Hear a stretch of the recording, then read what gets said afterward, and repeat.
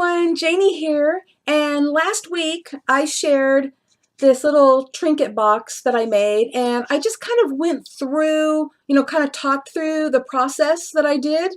And one of the things that I talked about, let me find my brush here, one of the things I talked about is how I used a stiff brush and distress ink to create this, wood grain effect on here. And I don't think I explained it well enough because one of my viewers thought that I was trying to paint the box. And so she felt the need to explain to me about using, putting the ink on your craft mat and using a water brush to paint with, which is actually a technique that I shared a couple of years ago when I did my Distress Ink Technique series. And so I thought, if that person misunderstood what I was doing, how many other viewers misunderstood what I was doing? So I have decided that I'm going to do an actual tutorial and actually show you what I did. And while I'm at it, I'm going to show you a second distress ink technique. So let's head on over to my craft table and let me show you. Before I show you the techniques, let me show you a couple of examples of how they can be used. I don't have these flowers glued down. I have a reason, but I'm going to try to get this in focus here for you, hopefully. Anyways, I used both of the techniques on here. The one that I used to make the dirt, a different one for the grass, and even used it to make the stems of the flowers. So it's really versatile. And I made a couple of fences here because I wanted to give them kind of a used and wood grain look. And I use these techniques on these fences. This is on a lighter one, but it also works on a darker one. So those are just a few ideas. And then of course you saw this last week in my video, and that's what I used to create this wood grain look on this box. So now let me show you how I did it. Let's look at what we're going to need. You're going to need brushes, stiff brushes. Some of them need to be flat like this. That's what you would need for the tapping technique I'm going to show you. So that works for those. And then another brush that's still kind of stiff but flexible, that isn't exactly flat. You'll need something like this for the second technique. And for all of them, you're going to need whatever distress inks you want to use. So those are the tools. And of course, cardstock or whatever you're going to be doing this on, because as you know, you can also do it on a box. There's so many things you can use. So that you can better see what I'm doing, I just put a piece of blue paper underneath my cardstock, and I'm going to start off by kind of recreating that picture I showed you earlier. So a dry brush, no water involved here. Dry brush, rub it on your ink, and then you could tap it, you can roll it around, you can brush it for whatever effect that you want to get. And what I'm doing right now is, for the picture I'm making, I'm obviously creating the dirt because I wanted some dirt down here. Okay, let me get a close-up. A lot of texture, and I like texture. So we started with that. Now I'm going to go rinse my brush because I'm going to have to use the same brush again, and I will be right back. I wish I had more than one brush, but I don't. But I rinsed it out and then I just squeezed it dry with a towel. So it's dry. And next I'm going to, see, for that first one, by the way, I was using gathered twigs.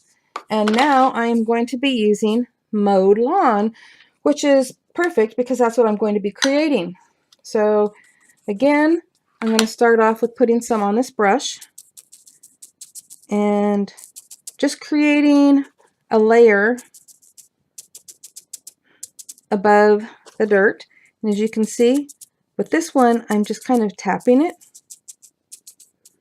Okay, and then I'm going to go rinse that because I don't like anything to sit, and I'll be right back. Now, before I create the rest of the grass, which is going to be another technique with the flat brushes, I decided this time I want to try putting a little sky in here because, you know, who doesn't like sky? So I'm going to be using Salty Ocean and the same brush. Get it all inked up. And this time I'm going to be putting the brush kind of on its side and just kind of swiping it around. Just like that. And again, dry brush. No water involved here. Water makes things really smooth, and like I said before, this is more of a texture technique. So it's not all about being smooth and perfect. It's more about creating a realistic sky with a little texture. Okay, so next I'm going to be finishing up creating the grass.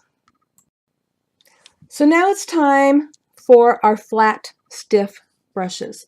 Okay, and I have a few different sizes because I like different, different size little marks. So I'm going to go back to using Mowed Lawn. Whoops. Okay, and let me see. First thing I want to do is get the ink on there, and I want to create some stems for some flowers.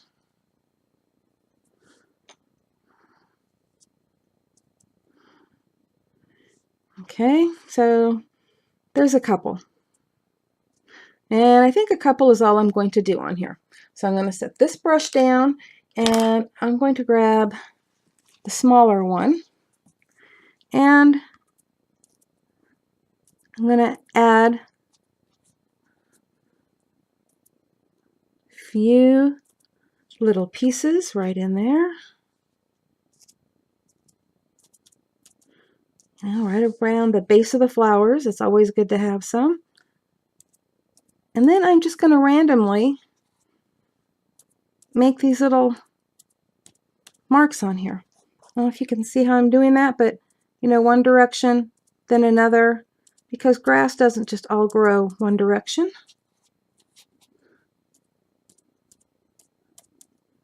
Okay, and I'm going to get this one as well, and I might just add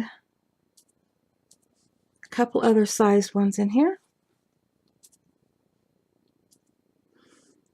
Just like that. Okay. And let me lift that up for you to look at the grass. Isn't that awesome? In a minute, I'll put some flowers right on top of that. If I had some tiny flower stamps, I would just stamp them right on there with the distress ink, but I don't. So I'm going to take these little flowers, hopefully they're not too big, and just kind of add them to my little stems there.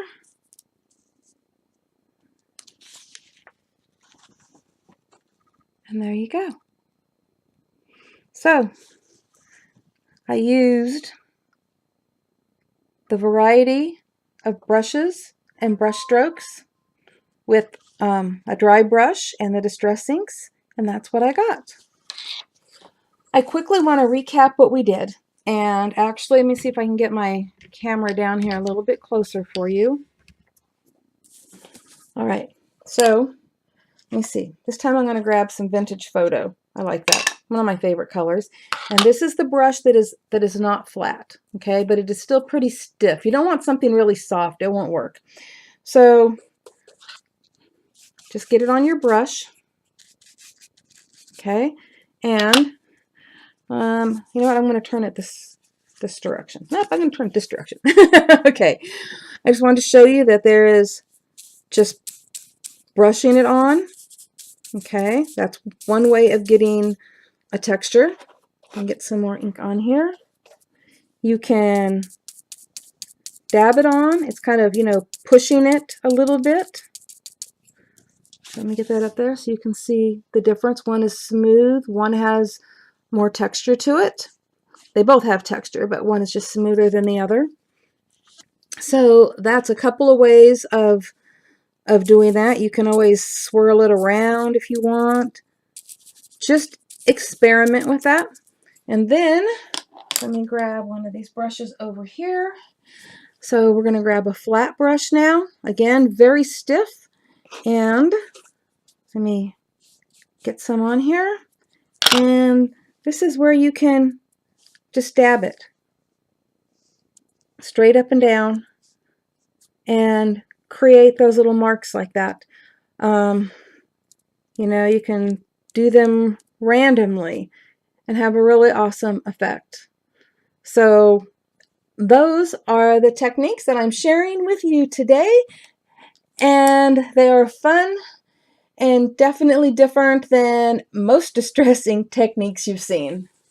So whether you're trying to create a scene for maybe a card, or whether you are just trying to add some texture to something like a fence or a tree, or maybe you want to add a wood grain look to a box, or maybe just add, you know, some texture to your ATC card or mixed media, or make a background for a card. I think if you experiment, you're going to find many uses for these techniques. Thank you so much for watching today, and I hope you give these techniques a try. I think they have a lot of possibility, especially, you know, maybe in mixed media, but actually in anything that you want to give some texture to. So, happy crafting, everyone. Bye-bye.